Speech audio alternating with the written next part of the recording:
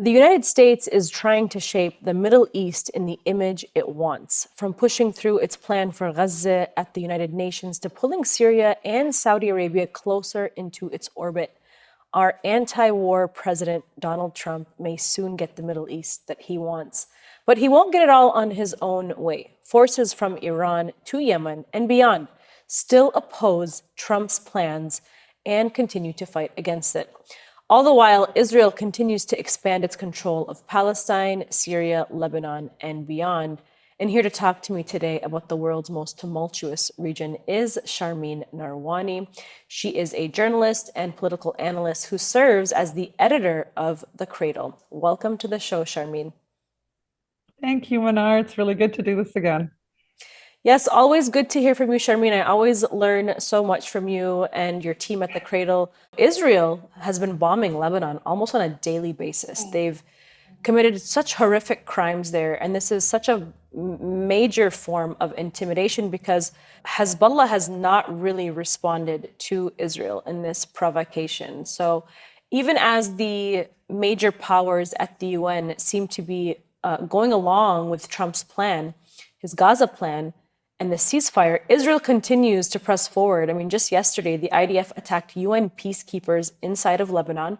They are opening fire at them from close range, from their positions, occupying southern Lebanon. I mean, it appears that Israel has total immunity from criticism and censure because of its powerful backers in Washington. So can you talk to us more about these developments inside of South Lebanon, and what do you think is next? Well, I think almost from the get-go, when the ceasefire took place with Lebanon late last year, you saw violations.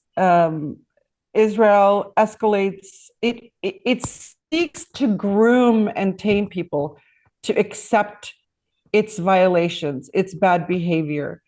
We've written extensively about this at The Cradle, that Israel always crosses a little line, then crosses a bigger line, and then crosses, eventually making its way to cross all red lines. One thing we've learned from this is a ceasefire with Israel, a negotiated ceasefire with Israel, is not worth the paper it's printed on. If you look at what transpired after the 12-day war between Iran and Israel, there was no negotiated settlement. There was just a ceasing of fire on the spot, correct?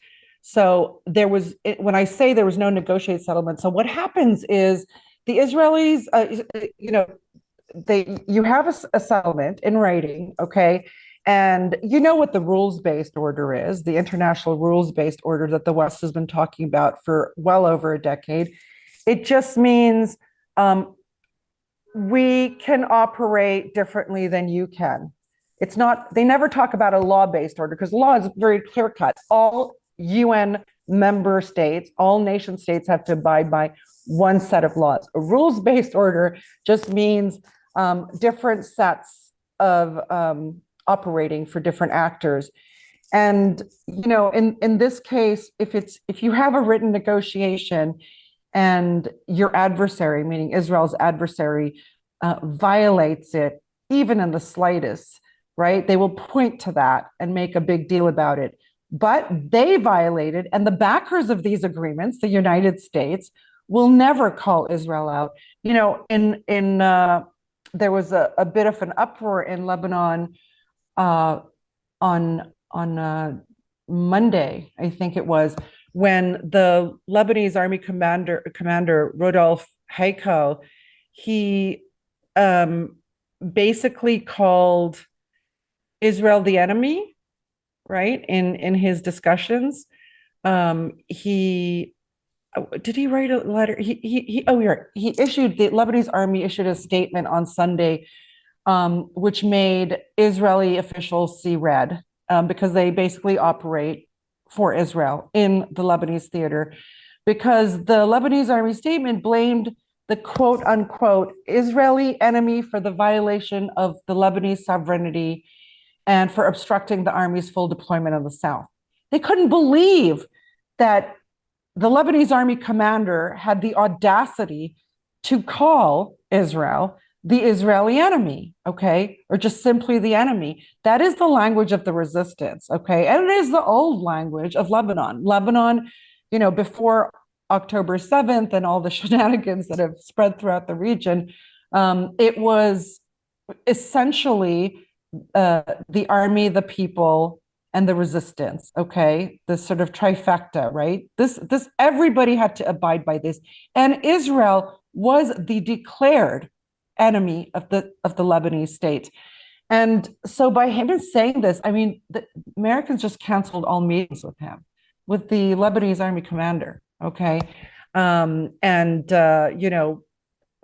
Ortagus went into a catatonic state, and then lashed out.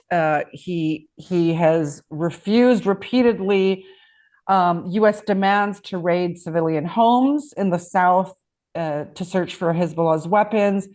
His argument is that if they do it once, this will only prompt Israel to come back and ask for more. It goes back to what I was saying earlier. Israel grooms and tames people to expect and accept its bad behavior. So he wasn't going to allow this to become normalized, right? Search this home, search that home, go under this tree, go under that grove. And in fact, the Lebanese army has complied by the agreement. They have gone in and disarmed weapons where they were identified, and they have done their own search and seizures, right? So they've been cooperative, and the resistance, as you point out, has not launched a single retaliatory strike back at Israel. This is why I think that negotiated settlements with this enemy or this set of enemies does us no good. You have to just cease fire with the understanding that the slightest provocation will restart the fire, right? So the onus cannot be placed back on us over and over again. So, of course, today, Israel is bombing Gaza left, right, and center. They always say it is, we withhold the right to basically, target our enemy and achieve our war goals, which is to eradicate Hamas. Well, you can't. There's a ceasefire.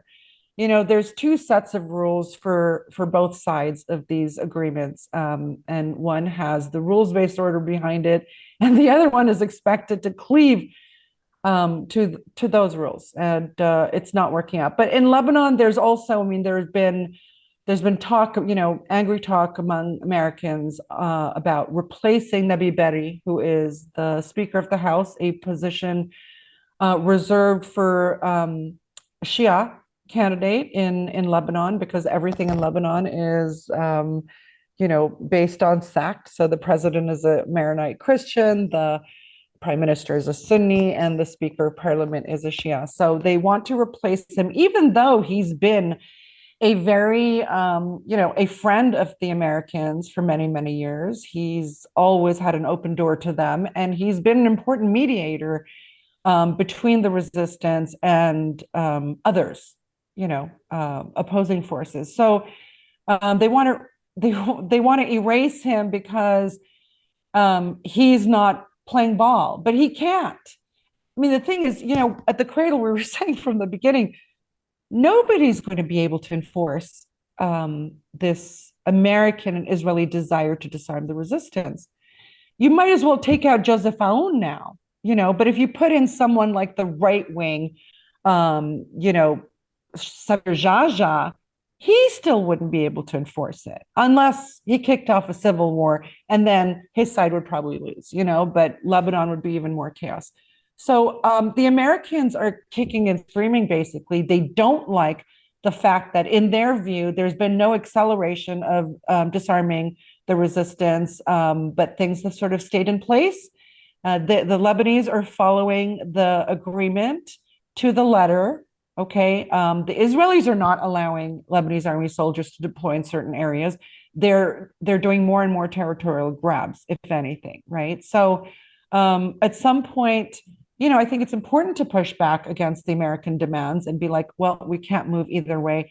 It's very interesting. I was thinking, I was away from Lebanon for a few months, and on my way back, I was thinking, in a sense, that the only country that can maybe stop the Americans from greenlighting a complete Israeli escalation on Lebanon and a full-on war again is Saudi Arabia. This was always, the Saudis have always viewed Lebanon as their stomping ground. They exited the theater for a few years and now they've come back. But I think, like a lot of Arabs and Muslims in this region, there are discussions about the expanding Israeli threat.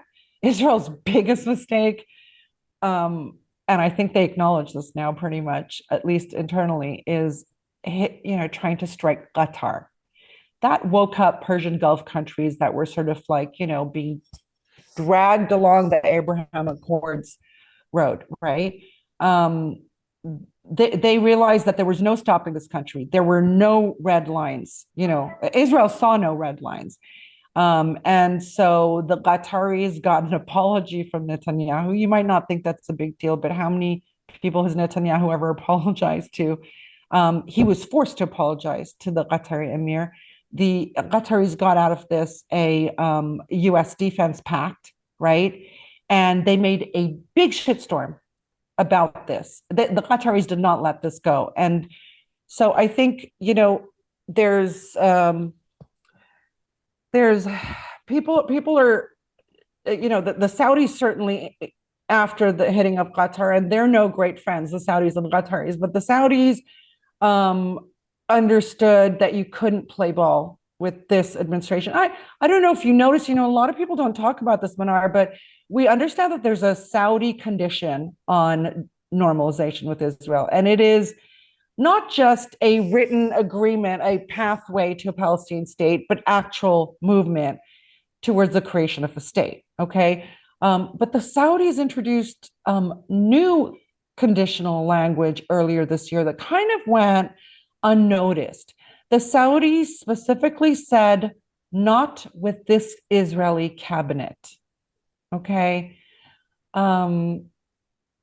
I think Trump has realized, I don't know if you saw the White House statement on the discussions between Trump and Saudi Crown Prince Mohammed bin Salman, but the White House issued a statement. It is such a strange statement. I mean, there's a lot of like, we set up an agreement to negotiate, blah, blah, blah. There's a lot of like things in the works, but nothing super clear cut. No major gain for the Saudis, no major gain certainly for the Americans. Any idea of normalization sounds like it's off the table now. I think the Saudis have stuck to their guns, and yet they got things from the Americans. The Americans are going to create nuclear facilities for Saudis, to enhance their electricity, domestic electricity needs.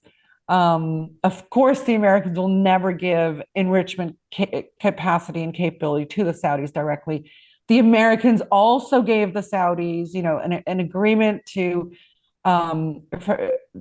purchase F-35s. It seems that the Americans made a lot more concessions and the Saudis stood their ground. There's no clear-cut U.S. gain, certainly not for Israel on this, out of this. So I think basically the Saudis also don't want the Israelis in the south of Lebanon, in the south of Syria, sort of entrenched with very corrupt Kurdish leaders in Iraq, where at the same time, the Turks are in the north of Iraq, okay, like literally occupying the country. They have military bases there. The Turks control the northern part of Syria and oftentimes control Damascus. The Turks are trying to gain control and influence in the northern part of Lebanon very strongly. There have been calls for Tripoli to basically be absorbed by Syria, its natural home, So I don't think the Saudis, they have a fight not just with the Israelis on these things, but also with the Turks, with their Arab competitors.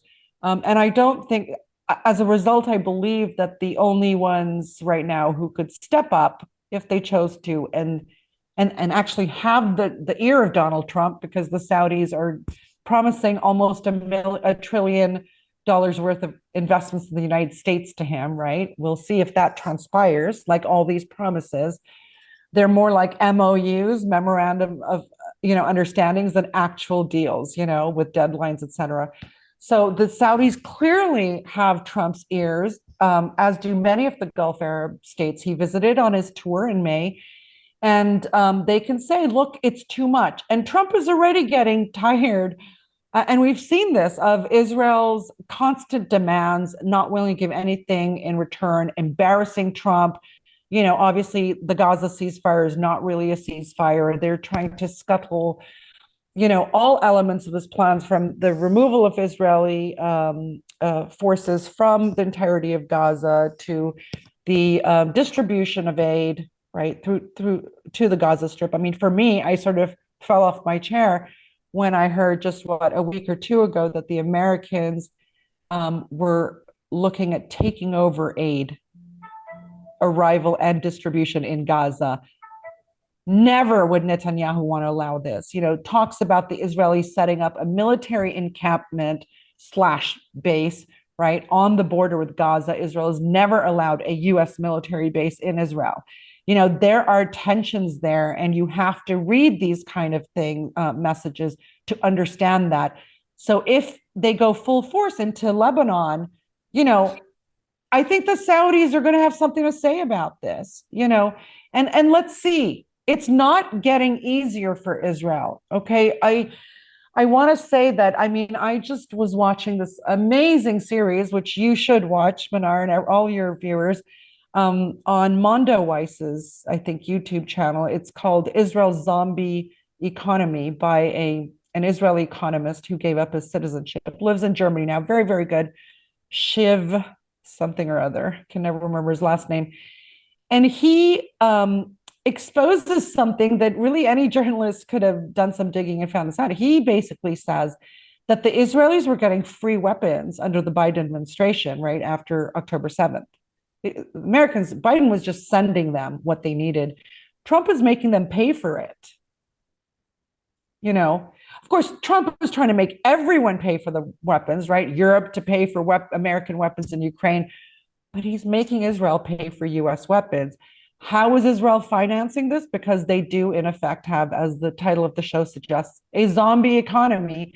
Is they're issuing like bonds and things that, American retirement funds and stuff are still buying. That's not going to last long. The inability for Israelis to pay back is going to become more and more clear. Okay. And there's not going to be a infinite pipeline of weapons to Israel unless it pays for them. Plus, none of this is possible at all without the Americans behind, having Israel's back. And as the Americans tire of Israel's positions on things, and as do the Saudis and other Gulf countries, et cetera, typical Israeli allies in this region, I think we'll see a slowdown. But right now, Israel's still in, just bomb everywhere mode, everywhere, right? Gaza, Lebanon, Syria, Yemen. Now, Syria is interesting because, as I mentioned before the show started, the Cradle had an exclusive today. And it was basically that the Russians are about to reestablish 9 military positions, Russian military positions, in Syria's Quneitra Governorate. The Quneitra Governorate is where, borders the Golan Heights.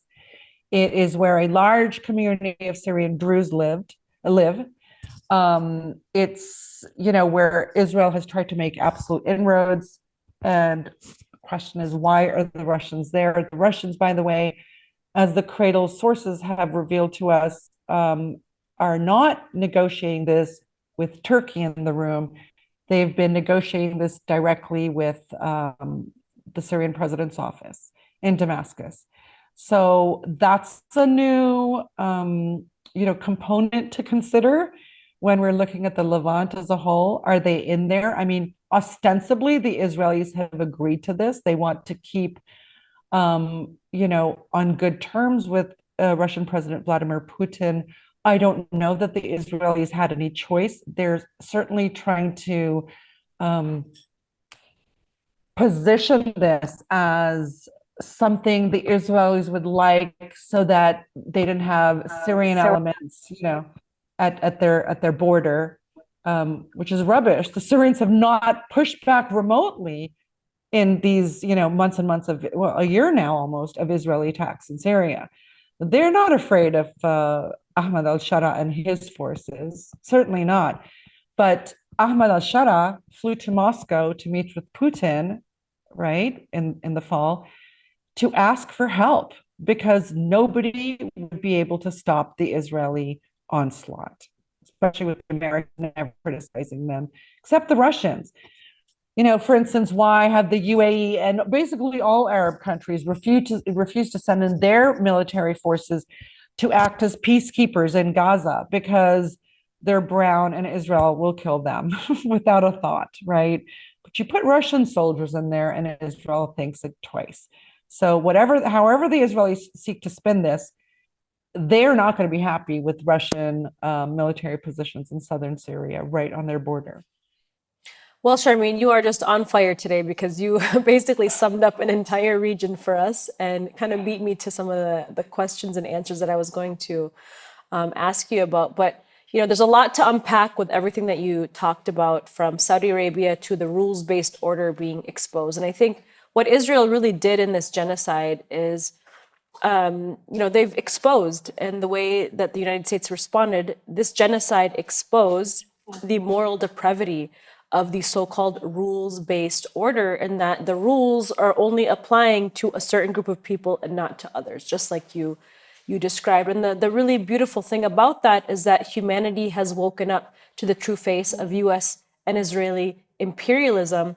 And I find it really interesting that you mentioned that Biden was just giving away these weapons to Israel as Israel needed them, while Trump is now forcing Israel to pay for these weapons, and that Saudi Arabia is kind of one of the main drivers of the foreign policy situation inside of the Middle East. And so I think when we looked at the coverage coming from corporate mainstream media with Trump's meeting with MBS, the main focus of the coverage was about MBS's his comments on Khashoggi.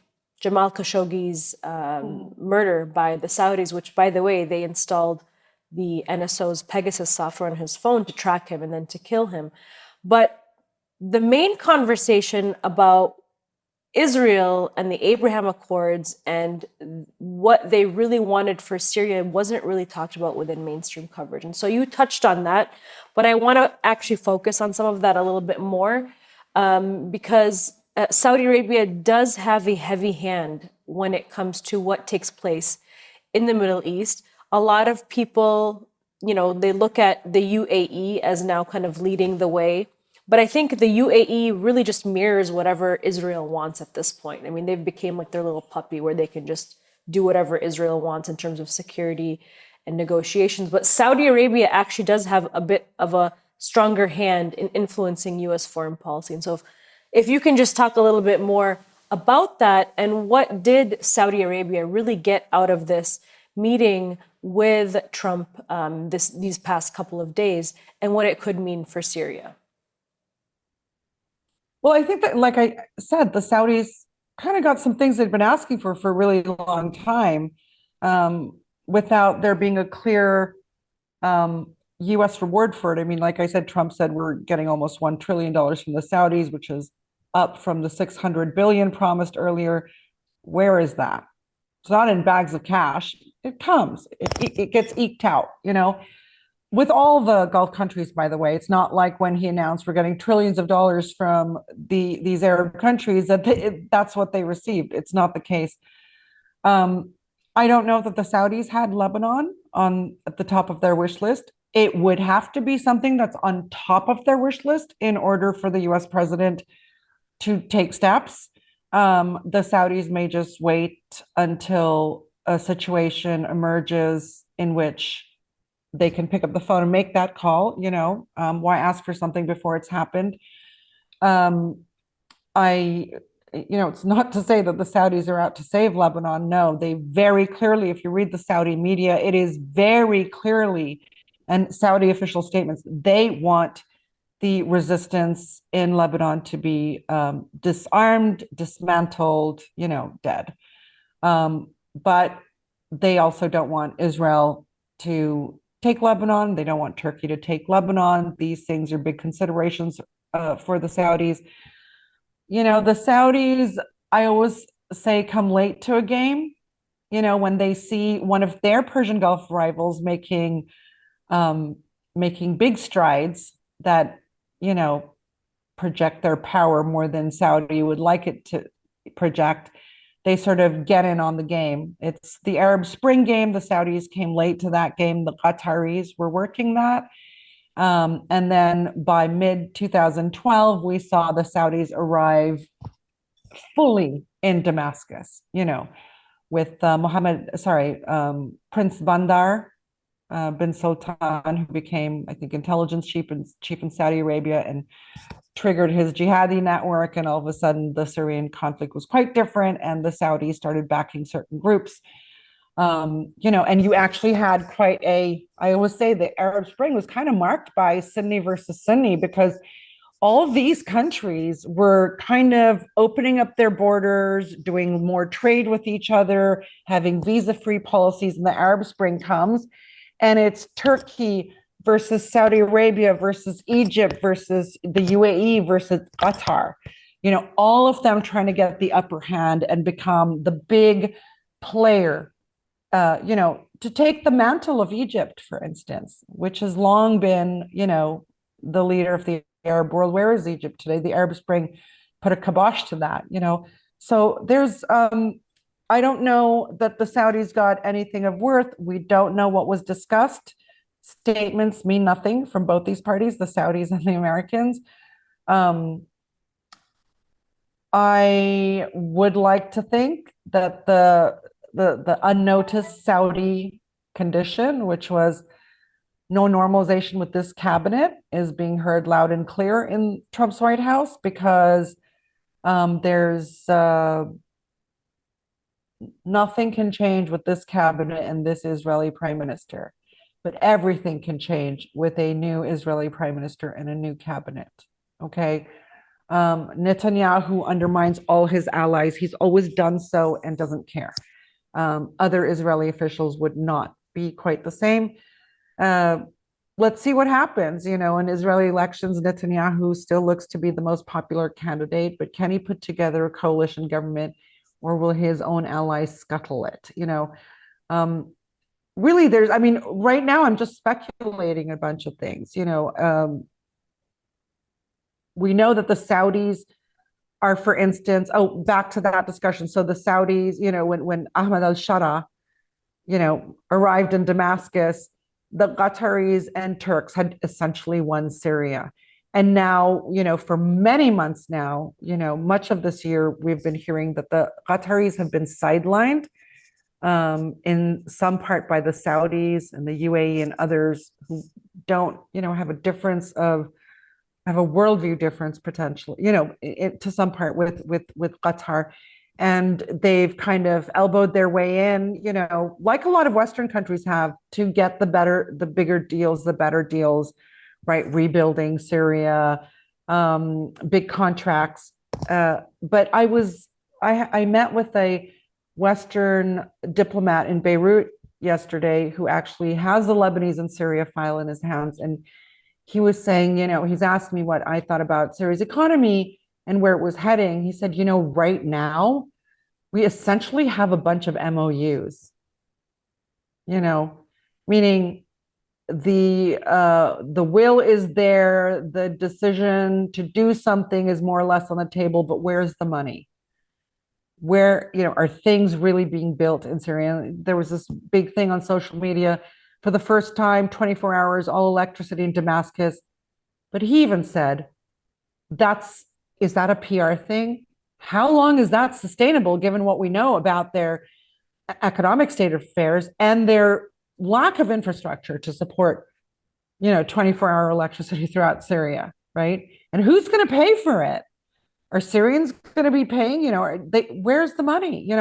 So there's a lot up in the air. And so obviously you see Ahmed al-Shara in every single capital of the world. He's become like the new Zelensky.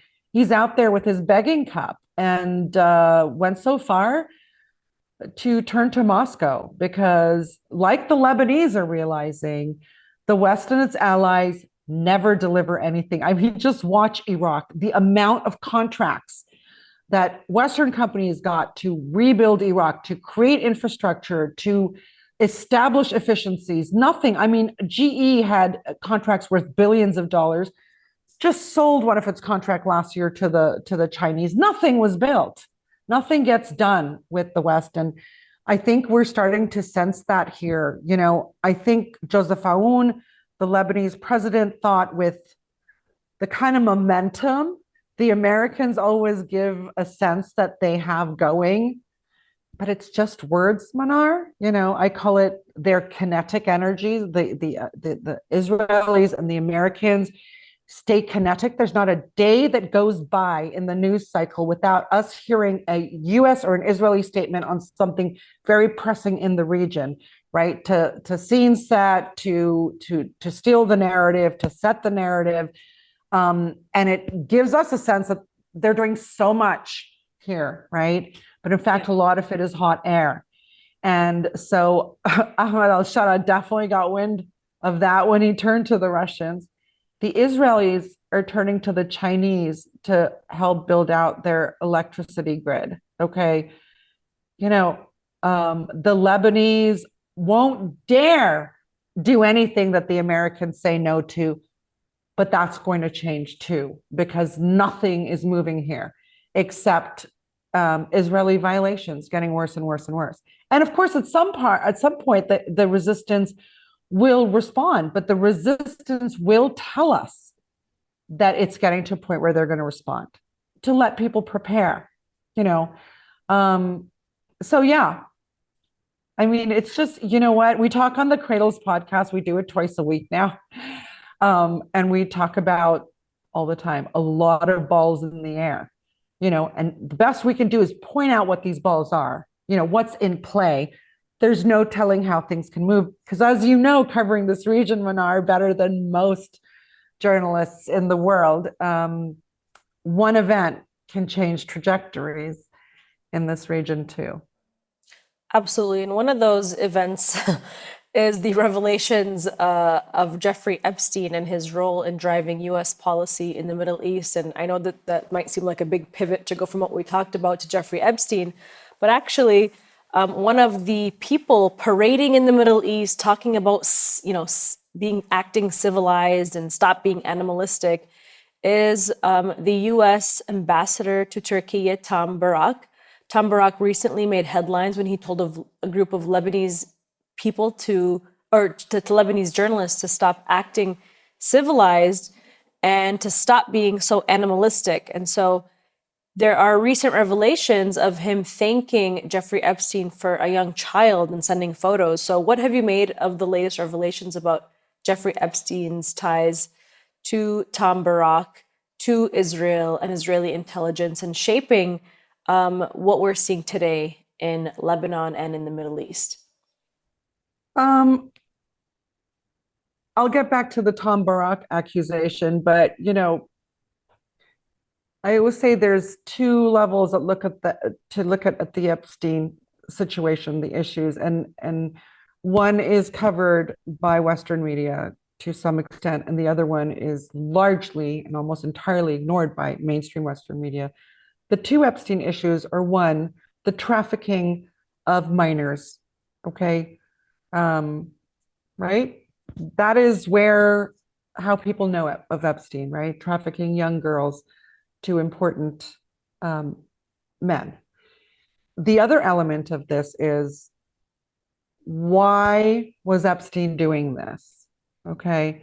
And of course, we know, and because in our media and independent media, we've discussed this is likely a blackmail operation, you know, and for a very long time, we've talked about linking, you know, we've linked Epstein to the Mossad, and obviously through his partner, Ghislaine Maxwell, whose father was Robert Maxwell, you know, who had lots of links with the Mossad.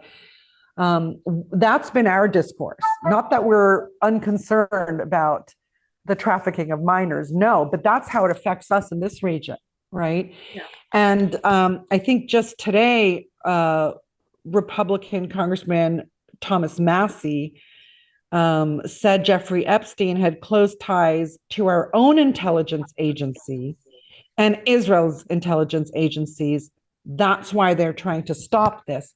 So you have a sitting U.S. congressman now making those things clear instead of course, the world has, Americans have heard this about the second element, the Mossad element, because of social media. Otherwise, you never have heard about this element in the United States, so social media has sort of bypassed and gone well beyond mainstream media and covering this aspect of the story.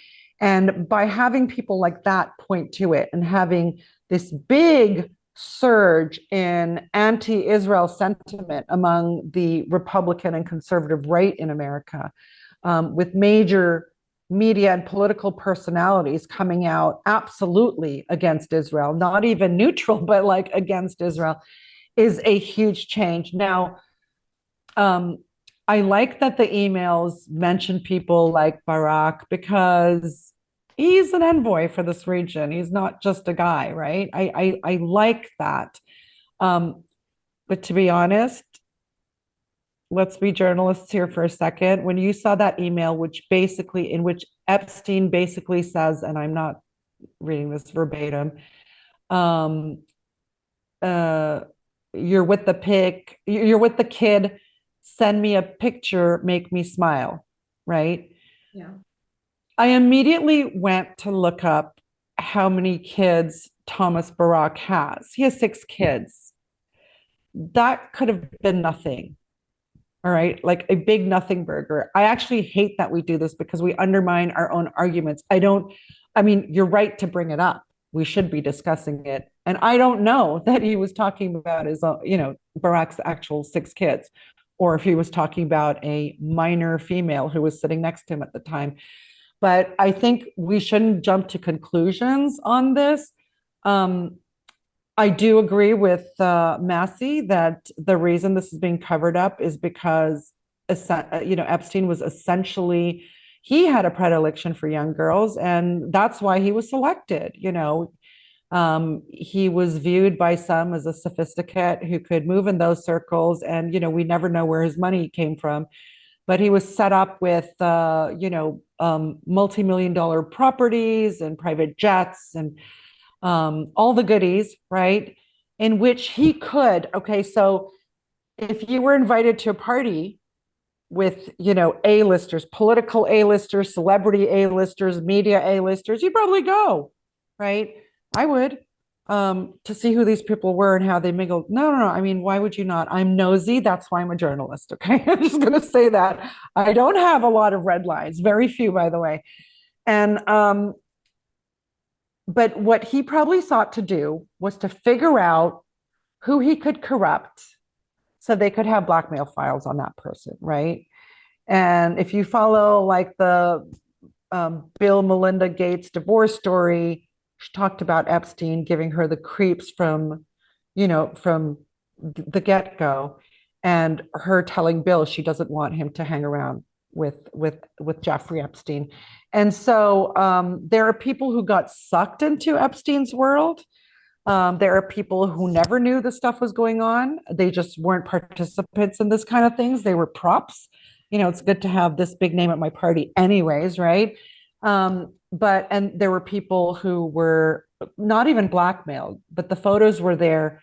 Probably the understanding was there that, we have a lot on you. And so you have people, this is what intelligence agencies do.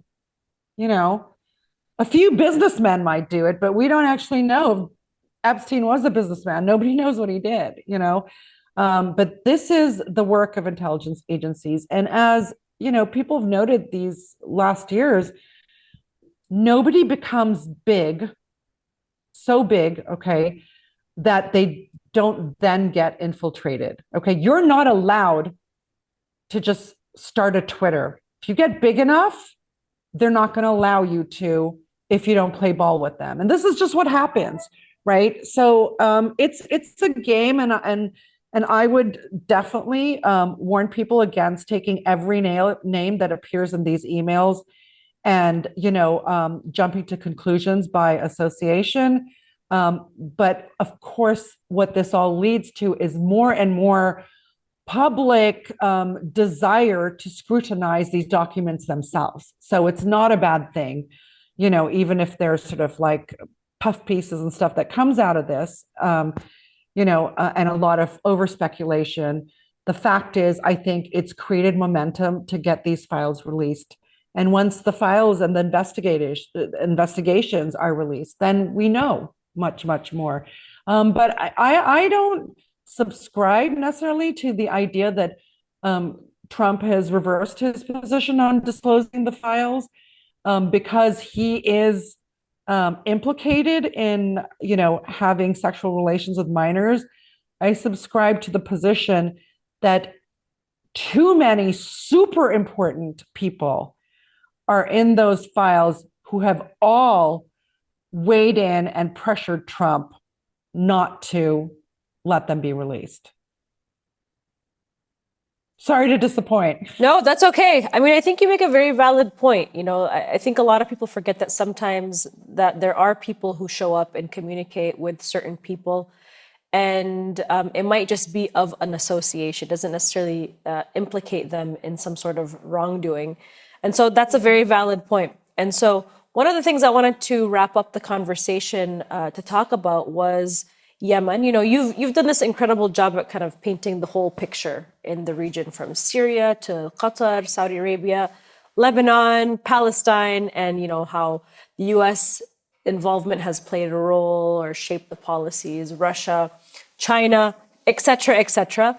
But one nation that has really triumphed over this region is the resistance in Yemen. I mean, this is a small, poor nation. Of course, it's poor by design because it's been plundered and occupied by the powers that be. But, Yemen has been able to put up stiff resistance to the U.S. Israeli project. Since the ceasefire, they've threatened Israel that they will continue to bomb Israel, or to fly their missiles there. How have they been able to do it? And do you think that their resistance is going to continue in 2026? Like, what is the buzz that you're hearing, and how do you think the U.S. and Israel will respond, considering Yemen did enforce one of the most successful blockades against Israel and the U.S. in its Red Sea blockade? One of the reasons Yemen has been so successful, or the Yemeni resistance, is because they don't, by and large, they don't speak English. They don't read the Western press. They're untouched by the propaganda narratives that has made, in my view, many of the other members of the resistance axis too well behaved. Okay. Do you know what I'm saying? Mm-hmm. Too well mannered. Okay. The Yemeni resistance put a bullet in the head of Ali Abdullah Saleh, right? They didn't think, oh, we're not allowed to do that. It's going to make us look savage. Oh, we have to show a different face of ourselves to blah, blah, blah, blah, fill in the blank, right? They don't have colonized minds. Even the hardcore resistance elsewhere in the region have a certain colonization of their minds that has happened, okay? Because they read the Western press. I'm sorry, it just happens. If you speak English, you're going to use certain language about, discussing this region than if you're speaking about it in Arabic, The other thing is Yemen has not been infiltrated. The Israelis, the Americans have spent years infiltrating or trying to infiltrate the traditional resistance axis countries in this region, right? I mean, the internal security forces in Lebanon, fully infiltrated by British introduced software. I mean, any of these, Five Eyes countries plus Israel can view the data of every single Lebanese person with a mobile phone. It's ridiculous. It's ridiculous. Okay, they've infiltrated tracking devices in this country that through mobile towers that they've made sure the contracts haven't gone to Chinese manufacturers, but ones that they can infiltrate, from Western countries. This has been written extensively about in at the Cradle and elsewhere. And I remember back maybe before 2010, around that, the International Telecommunications Association, the biggest one in the world, basically had a resolution condemning Israel's attempts to infiltrate Lebanon, clearly through blah, blah, blah. Like, you're not allowed to do that. If you're part of the global telecommunications community, right? So this has gone on forever. They've worked for years to do that in Syria. They've worked for years to do that in the Palestinian territories. They've worked to do that in Iran. We saw in this war the exposure of Israeli drone production facilities inside Iran that had been operational, I think, for 8 months prior, according to the Israelis. But the Yemenis have not been infiltrated. Now, the Cradle did a piece not long ago, I think maybe in the last month or so, that showed how much the Israelis and Americans were working to infiltrate Yemeni communications, okay, and to basically get themselves Yemeni spies, people to report on the actions of Ansarallah, et cetera, and its officials. And they have struck and killed a number of these officials, right? But they've not been, this is all new, relatively new to them, right? Don't forget the Yemeni resistance kind of controls its own areas, right? And the Americans and the Israelis don't need to do the same in areas that are influenced by the Saudis and the Emiratis in southern Yemen. So essentially, they're just new at this game. They're going to do everything they can to infiltrate further, and we'll see. And that is why Yemen has acted the way it has. It's not colonized. It doesn't even think in terms of, well, we can't shoot down a US plane or bomb an American ship. It doesn't think in those terms. It doesn't think that it can't send 2 missiles right into an Israeli destined ship. It doesn't think that way. All of the other actors think, oh, we can't really do that. Why? The resistance in this region didn't start like that. It started with, the bombing of the Marine barracks in Lebanon. They didn't have any, and then they learned English. What can I say? That and the fact that there hasn't been the kind of eavesdropping and technological infiltration of Ansarallah-controlled Yemen. So I think that's what accounts for why they're doing so well. And Mint Press News has actually uncovered in the last, I think it was our investigation that we revealed about 2.5 years ago, we actually uncovered one of the largest spying attempted networks inside of Yemen through Israel's Mossad. And it was through aid organizations and NGOs, surprise, surprise. And of course, Yemen they caught them and they arrested everyone. And we actually interviewed a lot of these people that were held in these Yemeni prisons. And a lot of them were Yemenis. And like you said, they were American taught, English taught, and they had come back to spy on Ansarallah. But what's really interesting about Yemen is that the genocide in Gaza united Yemenis across sectarian lines. A lot of the very militants and people that maybe would have aligned with Saudi Arabia or the UAE in the south put down their arms inside of Yemen to stand with Ansarallah. I mean, that's a huge... They defected. Yeah, they defected. This is the thing about Yemenis, from top to bottom, east to west, are anti-Israel and pro-Gaza. The propaganda just hasn't infiltrated there. Too many people didn't pay attention to Yemen. Yemen was always like the poorest country in the region, and then a hot war, and you just arm. It's an opportunity to arm your sides, and then again back, poorest country in the region, blah blah, and then another war. This is kind of how it's gone. Did they ever think the poorest country in the region could create its own domestic made missiles that were technologically advanced and would dare to strike, right, NATO or NATO aligned forces. They just didn't plan for it. That comes from arrogance. It also comes from a complete lack of understanding of this region. I always say, like, bomb everything, okay? Bomb everything in sight, and a resistance will grow that will destroy you.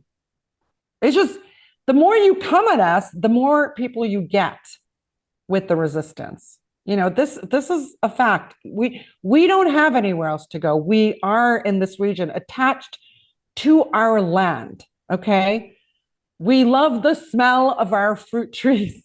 Nothing smells like the fruit on our fruit trees. There is a sensory attachment to this land that comes from living on it for generations and generations, and even, dare I say, millennia, okay? The Israeli settlers, you couldn't pay them to go back to their northern homes because they have no attachment, no visceral attachment to that land. Absolutely. And I wanted to ask you, you kind of began to get into that, but what are the sort of weapons and tactics that have made Ansarallah the resistance group that they are, that has stood up against the U.S. Israeli and Saudi and UAE military might? What have they been using to resist that? I am the wrong person to say, like, everyone in Lebanon can go, oh, that's a drone. And I just heard an airplane, a bird. I don't hear, I don't know. They're like, that's whatever. Even bullet sounds. That's an AK-47. I zero ability or really interest in the kinds of weapons. But what I do know from, meaning I'm not going to give you names, Manar, just don't expect that from me. But I do remember first covering Yemen, sort of around the time the State Department leaks, the WikiLeaks State Department files leaked. Because I just, as a journalist, you get so excited. I spent absolutely weeks and weeks and weeks going through as many files as I could, because they were all there in a database and searchable by keyword, which is even better. And one thing I learned, which surprised me, is because the rhetoric, the narrative in public by the Americans has always been that Iran is supplying Yemen, right, with weapons, right? Iran is supplying the resistance with weapons, that Iran basically dictates to Yemen what to do. And in some of these State Department written files are lovely little nuggets like, no, they don't really get their weapons from Iran. They, A, have learned to make them, okay? B, get them from the Yemeni army. Biggest source, Yemeni army, okay, is how Ansarallah gets its weapons. But also, there have been 6 Saudi wars against Yemen. There's a lot of inventory in the field. They can repurpose, re-engineer, or just take, right? I mean, you look at the ordinances, the unexploded ordinances that Israel's dropped on Gaza, that's all in Hamas's stash now. You know what I mean? So one was that the Yemenis have been making their own stuff for a really long time, accelerated, of course. Iran doesn't need to give it weapons. Don't forget that there is a massive land and water blockade of Yemen. We're not going to have scuba divers moving missiles underwater across the Persian Gulf. Do you know what I mean? It's stupid for anyone to think that. And like I said, even back in 2010, the Americans in private were saying Iran doesn't supply Ansarallah. They make it their own, or they get it from the Yemeni army. The other part of this was, that they follow Iran's instructions, right? That Iran dictates to Yemen. In the State Department files, it said that, in fact, no, most Yemenis don't follow Ali Khamenei as their marja, okay, as their own personally selected Shia spiritual leader. They also said that about Bahrain, because, right, Iran is funding and arming and whatever the opposition in Bahrain, because Bahrain is a Shia majority country. And it was like they're taking instruction from Iran.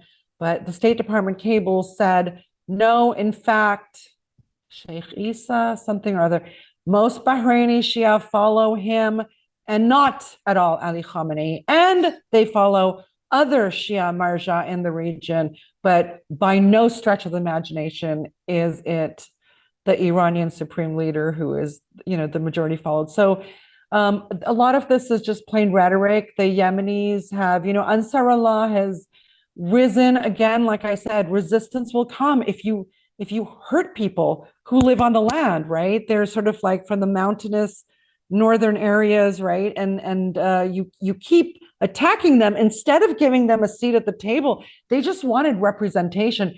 Ansarallah represented the Arab Spring in Yemen when we were all cheering on the Arab Spring in other states, from Tunisia to Egypt, etc. Ansarallah was driving the Arab Spring in Yemen, and all they were saying is get rid of our Saudi-backed leader and just give us a seat at the table, and that was not allowed. So, of course, Ansarallah just went from, whatever you want to call them, like mountain people, to now controlling the capital city, actually bringing, until the recent round of new economic besiegement that the nasty Americans have imposed on Yemen. Until then, like it's the northern parts, it's the Ansarallah controlled areas that had better economy, less fluctuation in the currencies, more access to services. It was the southern sort of Saudi Emirati backed areas that had, really, really exaggerated economic problems and crisis. So yeah, that's in a nutshell. I mean, of course, Yemen, after all these wars, is going to have hired an engineering team finally to build their things, educate that team, find practice locations. Maybe they went to Iran, maybe they went to Syria, maybe they went to southern Lebanon or the Bekaa or whatever to actually learn and train, right? But I'm just saying a lot of Yemen's capabilities are in-house. Absolutely. And, actually, Mint Press had exclusive this exclusive opportunity to go and tour one of the weapons factories inside of Yemen. And they were just so proud that everything that they had with these weapons was built by them with their own hands. And a lot of it, too, you didn't mention this, but apart from what you mentioned, some of this weaponry was also left over by the Soviet Union from previous years. I mean, maybe just some parts and pieces that they were able to recover. And speaking of stupid, and I just want to end it here with these State Department cables that you cited, because we reported on this at Mint Press News as well. And I think it was like 1 or 2 years prior, Nikki Haley was like giving this big presentation. I think it was at the UN. Don't quote me on that. I don't remember exactly, but she was giving this big presentation and she's like showing all these weapons that the Yemenis had. I don't know if you remember that. And she was saying, made in Iran. She kept saying these are made in Iran. And I love that you said written in English, no less. Do they think? Well, of course we're stupid. I mean, most people have been stupid.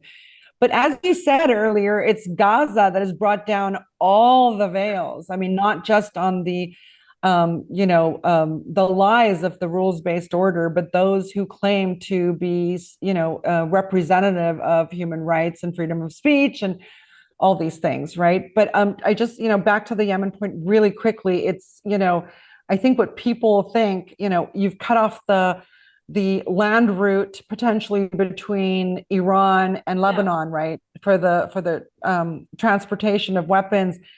But we all know that Hezbollah was producing weapons inside of Lebanon very openly. We know that. And what is different between Yemen and Lebanon? Lebanon has a population of 4 or 5 million, right, who live here. What is the difference? Why can't the Yemenis produce it if Hezb is? If the Syrians are producing it? If the Iranians, who only purchased turnkey projects from the West during the Shah's reign, right? So they didn't actually know the nuts and bolts of anything. They just purchased it with, here's your key to your factory, right? Now know every little bit. They make the parts, right? So this is what the resistance axis, people think it's just anti-Americanism, anti-Israel. No, the axis stands for so much more. It stands for actually what, international law stands on, which is two things: sovereignty and territorial integrity, meaning we will decide our own destiny. We will decide our own form of governance. We will decide the structure of our economy, the partners we will trade with, the nations we choose to ally with and have special relationships with. You don't dictate to us. Right now, the Americans are dictating everything in Lebanon. Everything. You can't have Iranian flights here. You can't have Iranian cornflakes. It's too much. So, of course, this axis has always been primarily for self-sufficiency. It is why Iran did not agree to a mutual defense pact with Russia. They don't also want any country, even a close ally who can help it, maybe in a future war with Israel or the United States, to have a base in Iran. And the Yemenis won't allow it either. Do you see any Iranian bases or Hezbollah bases in Sana'a? You don't. This is not how the axis works. Self-sufficiency is key. And by the way, it was a driving principle, a tenet of late Quds Force Commander Qasem Soleimani, is that we do not want to create dependencies with our allies. Okay, Iran could have made a lot of money forever creating dependencies like the West has, right?